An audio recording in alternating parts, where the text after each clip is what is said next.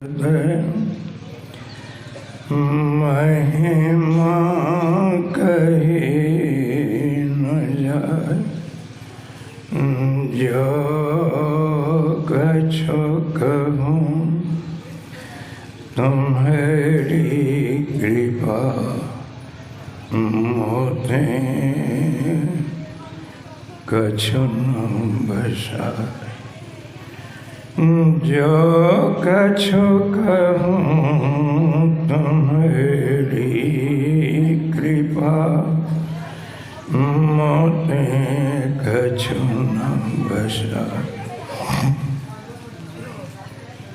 एक बार मन एकाग्र करने के लिए सब कोई मदद करे। बहुत लोग चुपचाप नहीं रह जाए, सब एक साथ बोले, श्री सद्गुरु महाराज की जय। परम आदरणीय संत मत के पवित्र मंच पर आसन पर प्रतिष्ठित हमारे पूज्यपाद डॉक्टर स्वामी विवेकानंद जी महाराज के श्री चरणों में सत सत कोटि नमन। मंच पर विराजमान वंदनीय साधु समाज, गुरुजनों, सज्जनों, महान भाव, माताओं, धर्मशीला करुणामयी मान। एक बार की बात है, गुरु महाराज के सामने विश्वानंद प्रोफेसर साहब आए। चरणों पर प्रणाम निवेदित करते हुए हाथ जोड़कर खड़े। गुरु महाराज का इशारा हुआ, नीचे बैठ गए। बैठ जाने के बाद गुरु महाराज पूछते हैं, आप कुछ पूछना चाहते हैं? प्रोफेसर साहब बोले, जी हजूर, कहिए क्या कहना चाहते हैं।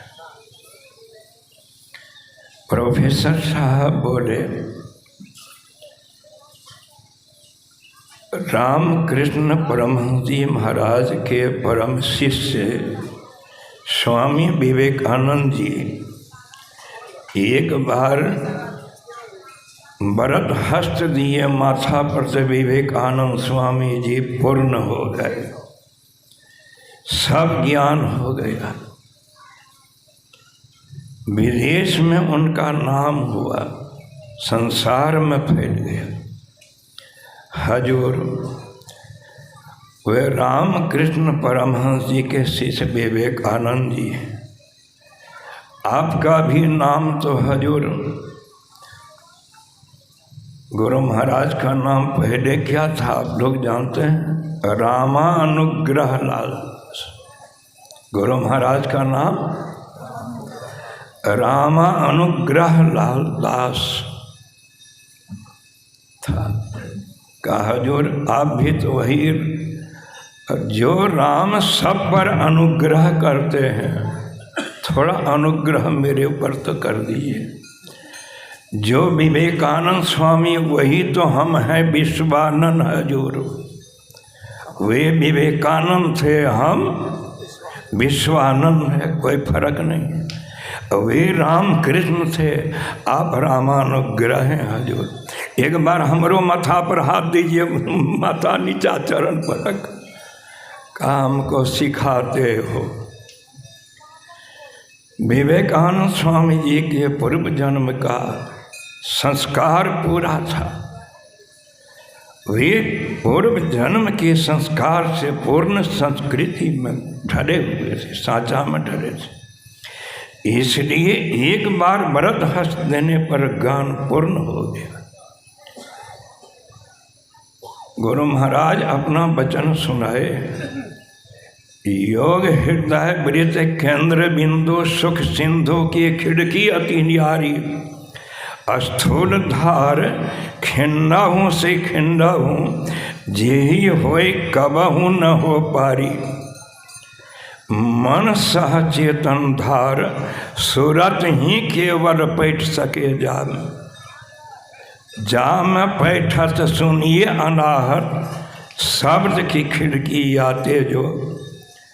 ब्रह्म ज्योति भी जाम झलकर, ज्योति द्वारा हूँ याते जो। चली सूरती पहचानती परम प्रभु, चलते चलते परम प्रभु परमात्मा की पहचान हो जाए। लेकिन गुरु महाराज कथा सुनाई, कहे अर्जुन को पांचों भाई पांडवों को सब लोग जानते हैं। एक बार गुरु द्रोणाचार्य पांचों भाई पांडव और 100 भाई कौरव को जंगल ले गए थे। वृक्ष के डाल पर एक चिड़िया का रूप बनाकर रखा गया। गुरु द्रोणाचार्य एक तरफ से सबकी परीक्षा ली। परीक्षा में कोई उत्तीर्ण नहीं हुए। अंत में बारी आई अर्जुन की। अर्जुन से पूछा, क्या देखते हो? कहा, केवल आँख दिखाई पड़ती है। सब लोग चिड़िया देखते हैं, डाल देते हैं, गाछ देखते हैं। अब भीम कहा, देर हो गई थी परीक्षा लेने में। भीम कहा कि हजूर, घर में जो भोजन माँ परोस के रखी है वह भी यहाँ से मैं देखता हूँ। घर में जो भोजन परोसा है वह भी मैं यहाँ से देखता हूँ, मतलब देर हो गई है। कहा, भागो तुमसे यह योग होने वाला नहीं। खूब मुष्टंडा होने से, 10,000 हाथी का बल होने से कोई जोगी नहीं हो सकता। कमजोर होने से भी जोगी नहीं होगा, ऐसी बात नहीं। यह योग इतना सरल योग है, समझ जाए तो छोटे छोटे बच्चे कर लेंगे, समझ बुझ ठीक हो जाए तो बूढ़ा से बूढ़ा बिल्कुल कमजोर कर सकते।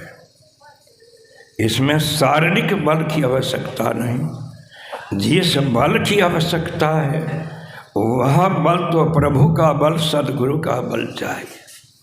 बिना सद्गुरु के बल से इसमें आगे नहीं बढ़ सकता। कहा, मैं केवल आँख दिखता हूँ। कहा, मारो अर्जुन बाण, और बाण चलाया तो आँख में तीर बेर दिया। यह परीक्षा थी। कहा, बोलो, अर्जुन की दृष्टि कितनी सूक्ष्म दृष्टि थी। वृक्ष को नहीं देखकर, डाल को नहीं देखकर, चिड़िया को नहीं देखकर केवल आँख दिखाई पड़ती। कितनी दृष्टि स्थूल धार, बिल्कुल सूक्ष्म दृष्टि थी, बाहर किया। लेकिन इस दृष्टि से कोई भीतर प्रवेश नहीं कर सकता।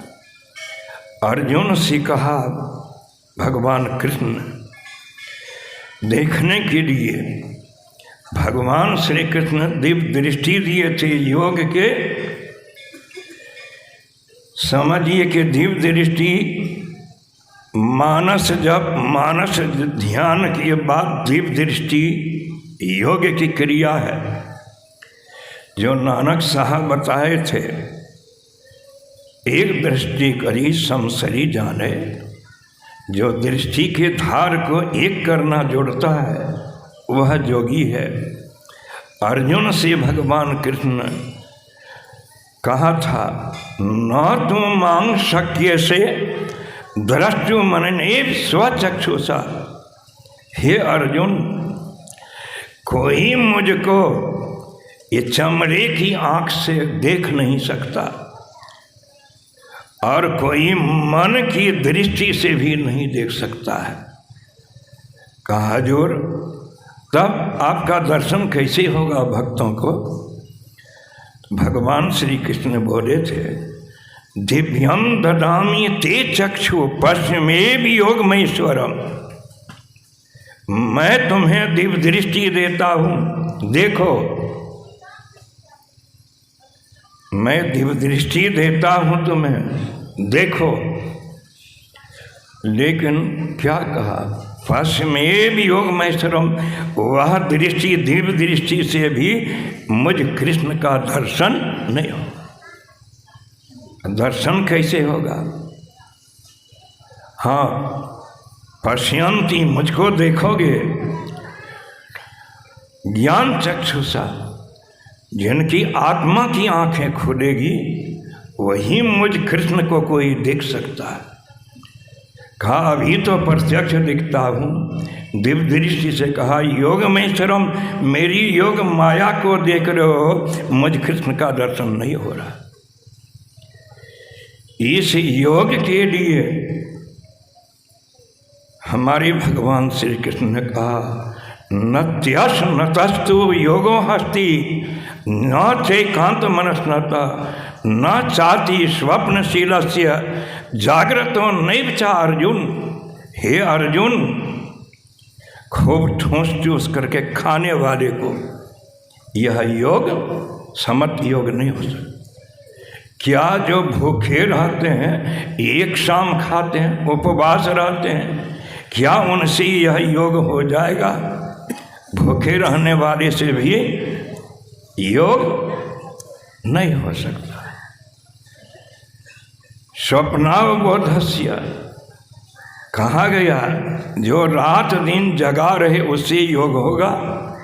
भगवान कृष्ण बोले नहीं होगा। जो रात दिन खूब सोए उससे योग हो जाएगा? भगवान कृष्ण बोले उससे भी नहीं होगा। तब होगा कैसे? भगवान श्री कृष्ण बड़ा सरल ढंग से समझाए, कितना अच्छा लिखा है। कैसे होगा?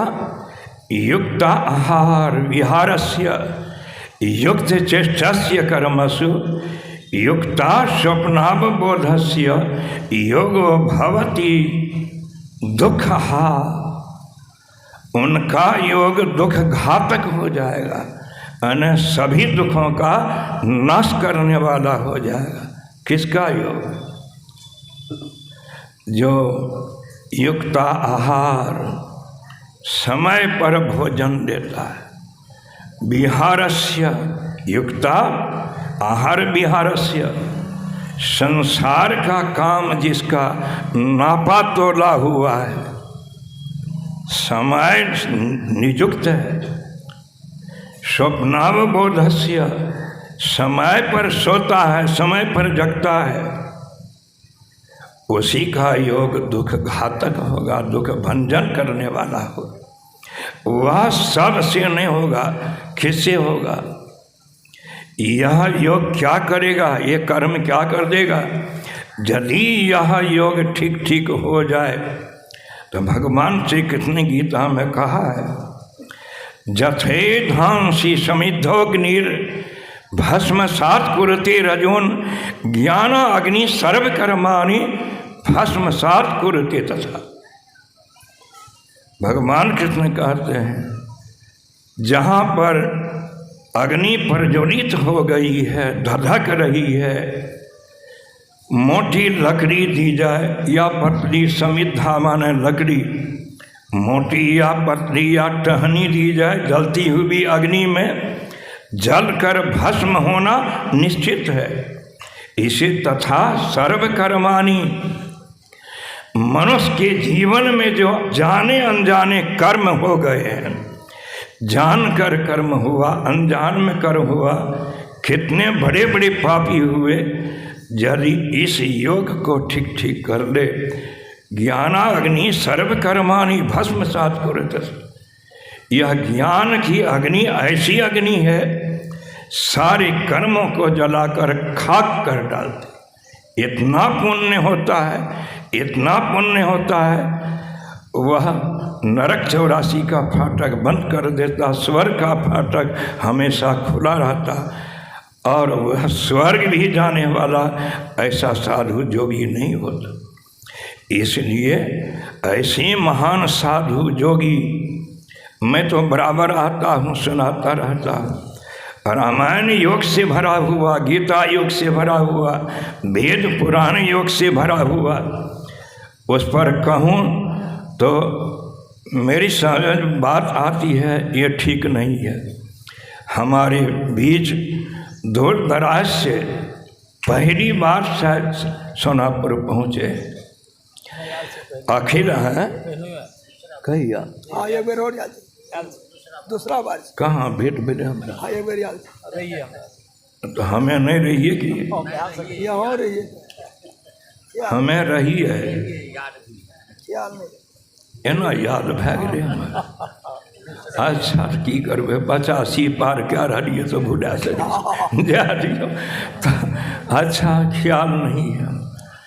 ऐसे महापुरुष हम लोगों के बीच डॉक्टर विवेकानंद, विवेका का अर्थ विवेकानंद का अर्थ होता है विवेक माने सार ज्ञान को जाने वाला, सत असत का निर्णय जो कर लिया उनको ठीक ठीक विवेक हो गया।